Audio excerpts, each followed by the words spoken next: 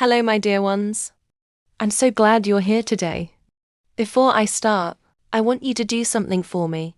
If you like what I'm about to share, please subscribe to my channel.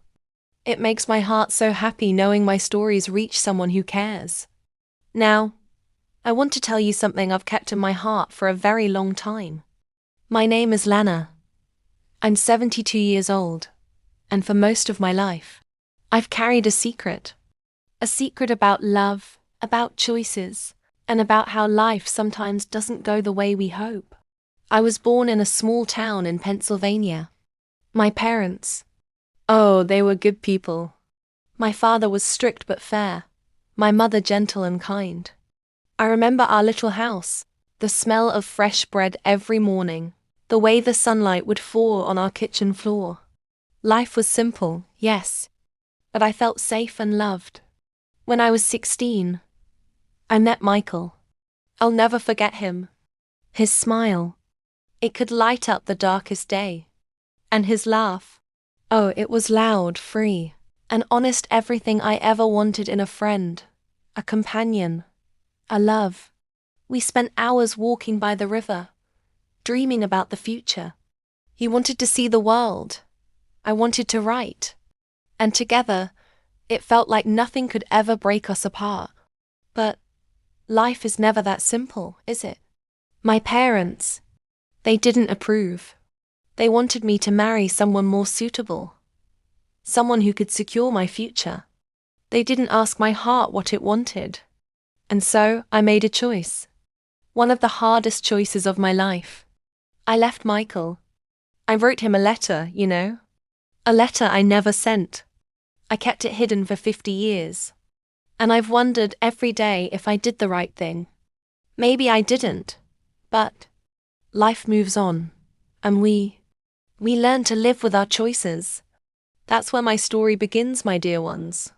With a young girl, a boy she loved, and a secret that would follow her for the rest of her life. Oh, Michael. Just saying his name brings back so many memories. I remember the first time I really noticed him. He was standing by the old oak tree near the river, tossing pebbles into the water, and laughing at something only he understood. I was 16, shy, full of dreams, and yet, in that moment I felt my heart stir in a way I hadn't felt before. We became inseparable so quickly. It felt like we'd known each other forever. Every afternoon after school, we'd meet by the river. We would talk for hours about our dreams, about the books we loved, about the stars we wished we could touch. He had this way of making me feel seen, truly seen, like my thoughts and hopes mattered. And oh, he made me laugh like no one else ever could. I remember our first kiss. It was a quiet evening. The sky was painted with shades of pink and gold. We sat on the riverbank, our feet dangling over the water, and I leaned in, and he leaned closer. I can still feel the warmth of that moment, the nervous excitement, the pure, unspoken connection. That was love, my dear ones. Pure, simple, and completely consuming. But life has a way of testing love, doesn't it? My parents, they didn't approve. They didn't like Michael, not because he was a bad person, but because he didn't fit the image of the future they had planned for me. He wasn't wealthy. He wasn't from the right family. And in their eyes, that made all the difference. I begged them. I cried. I tried to make them see that my heart had already chosen. But they wouldn't listen. I remember the day it all fell apart. Michael came to see me after school. I had spent the entire morning writing the letter. I would never send, telling him how much I loved him, how much it hurt to leave him, and how I hoped one day he could forgive me. When he arrived, I held the letter tightly, my hands trembling. He smiled at me, that warm, understanding smile, and my heart broke all over again. I told him that I had to leave, that I had no choice. I tried to smile, to sound calm, but I could feel every tear threatening to spill. And he just looked at me with those kind, honest eyes and said, "I understand, Lana. Understand? My dear ones, can you imagine the pain of hearing the one you love say they understand as you're breaking their heart? We hugged that day, and I could feel the world slipping away. I wanted to scream, to beg him to stay, to tell my parents to go to hell. But I didn't. I left. And in that leaving, I lost a piece of myself that I never truly got back. After that, I poured all my love and sorrow into the letter. I wrote everything I couldn't say aloud, the memories, the dreams, the promises I have made silently. I folded it carefully and placed it in a small wooden box in my drawer. I told myself I would never open it again. And I never did. For 50 years it stayed there, a silent witness to my heart's deepest secret. Even as life went on, Michael never left my thoughts. When I married, when I held my children in my arms, when I laughed and celebrated milestones, there was always a quiet corner of my heart where he lived. It wasn't a sadness, not always, but a longing, a reminder of what first love feels like. And here's something I want you to understand, my dear ones. Love isn't just about being together. Love is about feeling deeply, holding someone in your heart even when life pulls you apart, and learning to live fully despite it. Michael, he taught me that. He taught me what it means to truly care for someone, even when you cannot be with them. I often wonder what would have happened if I had been braver, if I had followed my heart instead of my parents' wishes. But regrets, they are lessons dressed in sorrow. And I've learned to carry that sorrow with grace, to let it remind me of the depth of my heart, and the capacity for love that I carry, even now. So that, my dear ones, is the story of my first love. The love that shaped my heart, the love I never forgot, and the love that stayed with me quietly for all these years. Michael Harper. My first love, my secret. My lesson in how beautiful and cruel love can be at the same time. Oh, my dear ones. Life has a way of moving forward, even when our hearts are stuck in yesterday. After Michael, after leaving him, I thought I could just leave. I thought I could bury my feelings deep, like a letter hidden in a drawer. And I did. I obeyed my parents' wishes. I married a good man, kind and steady, a man who loved me and wanted to give me everything a girl could hope for. His name was Charles. He was different from Michael. In every way. Not better, not worse. Just different. He had a quiet strength, a patience that Michael never needed to have. He loved me with all his heart. And over time, I learned to love him too. I learned to cherish the life we built together, our home, our children, our routines. And yet, there was always a corner of my heart that whispered Michael's name. I remember the day Charles asked me to marry him. We were sitting in the garden, watching the sunset paint the sky in shades of orange and pink. I felt a rush of warmth and fear all at once. I wanted to say yes, to embrace a new life, but my heart trembled at the thought of leaving my past completely behind. I told him yes, and in that moment I also told myself that I would carry Michael in my heart quietly, like a secret flame that burns without smoke. Marriage brought joy, yes, but it also brought responsibilities. Raising children, managing a household, keeping up appearances. I was happy in my way. But sometimes, in the quiet of the night, when the house was asleep, I would sit by the window and think of what might have been. I would take out the letter I had written to Michael and just stare at it, feeling every word I had penned all those years ago. Do you know what it feels like to live two lives at once? To smile and laugh with your family while a part of your heart is somewhere else, in another time, another place. It's a strange, bittersweet existence. I never told anyone about Michael, not my husband, not my children. Only the letter knew my truth. And so, I carried it silently, a weight I had learned to live with. There were moments when I questioned my choices. Was it selfish to obey my parents and leave the one I truly loved? Was it foolish to build a life that my heart hadn't fully chosen? I wrestled with these thoughts for years. And sometimes I still do. But over time, I realized something important. Life isn't just about following your heart blindly. It's about making choices, living with them, and finding peace in the love and life you create afterward. I learned to embrace the love I had with Charles. He was patient, kind, and loyal. He gave me stability and safety, and I gave him love in return, a love that grew with time and understanding. And yet, Michael remained, like a shadow that taught me the depth of my capacity to feel, to hope, and to remember.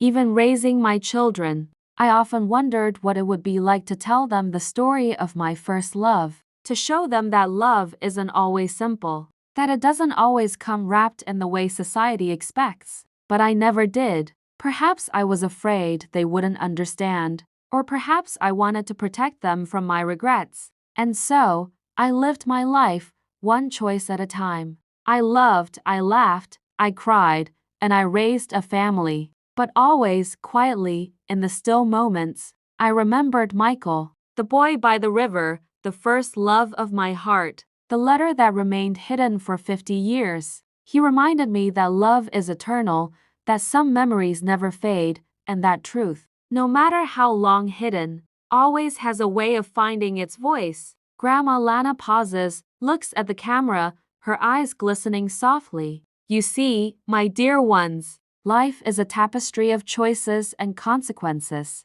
We can't undo the past, but we can carry it with grace. We can honor the love we once had, even as we build new love. And sometimes the things we hide the longest are the things we need to share the most. My dear ones, after all these years, I never thought I would open that letter again. 50 years. 50 years of holding it close, hidden, like a fragile treasure that belonged only to me. And yet, here I am, ready to finally share it not just with you, but with my family, because some truths are too heavy to carry alone. I remember the morning I found it again. I was cleaning the old drawer where I kept little mementos from my youth photographs, old tickets, trinkets from a time that felt like another life, and there it was. The envelope, yellowed with age, my name written in careful handwriting, trembling slightly from the years. My heart skipped. I almost didn't open it. What if the emotions inside were too much to bear? What if the past I had tucked away so carefully would overwhelm me now? But I knew. I had to see it. I opened it slowly, carefully, and there it was. Every word I had written to Michael when I was 16. Every line, every feeling, raw and honest, laid out in ink that had survived decades. I laughed softly through tears, remembering that young girl I had been, the girl who loved fiercely, who dared to dream, and who also learned the harsh lessons of life. That day, I decided it was time. Time to share the truth, to let my family see the woman I had been, and the love I had carried silently all these years. I gathered them in the living room, my children, my grandchildren, and I began to tell them. I told them about Michael Harper, the boy by the river. I told them about our walks, our talks, the dreams we shared,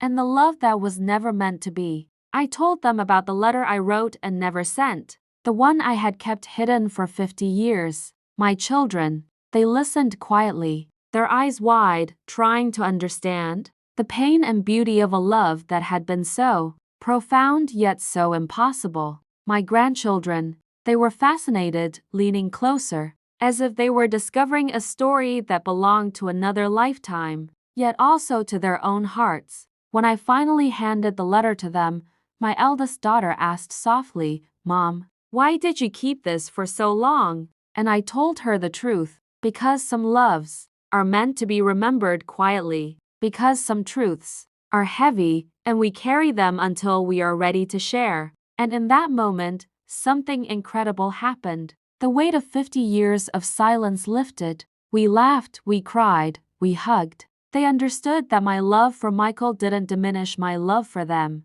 for Charles, or for the life I had built. It was simply a part of me, a part of my heart that had shaped who I am today. My dear ones, that is the beauty of truth. When we finally let it out, when we allow it to breathe, It doesn't destroy, it heals, it connects us. My family saw the depth of my heart, the choices I had made, and the love I had carried silently. And in that room, filled with tears and smiles, I felt a peace I hadn't felt in decades. Life had given me many lessons: love, loss, sacrifice, and forgiveness. But the greatest lesson I learned that day was this truth: no matter how long hidden, has a way of finding its place, and when it does, it brings freedom, understanding, and even happiness. Grandma Lana smiles softly, wiping a tear from her cheek. And so, my dear ones, the letter is no longer a secret. It lives in the hearts of my family,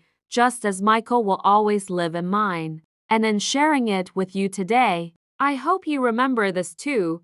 Carry your heart openly, cherish your love, and never be afraid to speak your truth even if it takes 50 years to do so.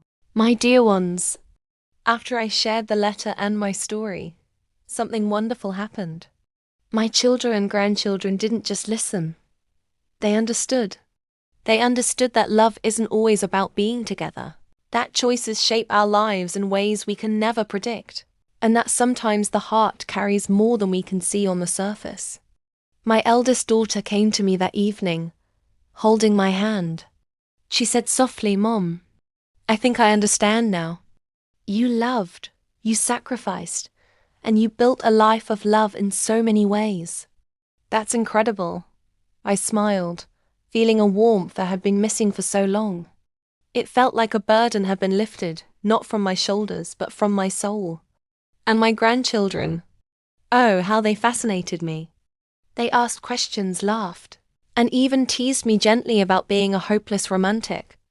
But beneath the playful jokes, I could see something deeper. They were learning from my story. They were seeing that love is complex, that life is full of hard choices, and that honesty and courage matter more than anything else. You see, my dear ones, life had taught me many lessons. First, that love is eternal, even if circumstances keep people apart. Second, that choices carry consequences, but those consequences don't define us, they shape us. Third, that truth, no matter how long hidden, has a way of bringing healing and connection when we finally share it. And finally, that happiness isn't always about having everything we want. Sometimes it's about embracing what we have, loving fully, and forgiving ourselves for the paths we didn't take. That evening, as we sat together, I felt a sense of peace I hadn't known in decades. Michael would always remain a part of me. Yes. But I realized that I didn't need to carry sadness or regret with it anymore. Love had taken many forms in my life. First with Michael, then with Charles, then with my children, and each form was beautiful in its own way. Each had shaped the person I had become. My dear ones, I hope you remember this. Life will ask you to make choices. Sometimes your heart will ache. Sometimes you will wonder if you did the right thing. But trust me, when you carry love and truth in your heart, you carry something more valuable than you realize. And one day, maybe not today, maybe not tomorrow, but one day, that love and truth will bring understanding, peace, and even joy. So, as I sit here, surrounded by my family, I smile. I smile because life gave me love in so many ways. I smile because I finally shared my truth. I smile because my heart, after all these years, feels light. And I truly hope, my dear ones, that you carry your hearts openly, that you cherish love, and that you never hide your truths for too long. And if my story has touched your heart even a little, please subscribe to my channel. It brings me joy to know that these stories, these lessons from a long life, can reach others, and perhaps help them navigate their own journey of love, choices, and truth. Remember, life is a beautiful tapestry of moments, some bright, some painful, but every single thread matters. Carry it all with love, and never forget, your heart is your greatest treasure. Grandma Lana smiles warmly at the camera, her eyes glistening but serene, as the sun sets behind her window, painting the room in golden light.